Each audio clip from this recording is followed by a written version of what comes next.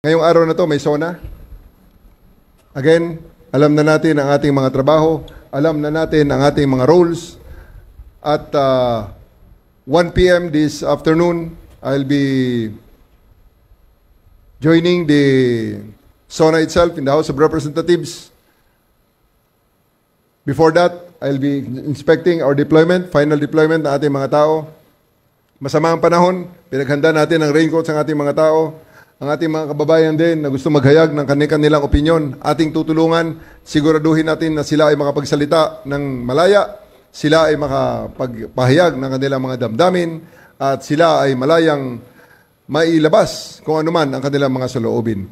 Tayo mga pulis, maximum tolerance tayo, hindi natin gagambalain ang mga nagpapahayag ng mga opinyong taliwas sa gobyerno, at hindi rin naman natin papakialaman yung mga maglalabas din ng kanilang saloobin in support of the government. Ang sa atin, we just maintain peace and order, gaya ng ating misyon na nilatag dyan sa SONA 2025.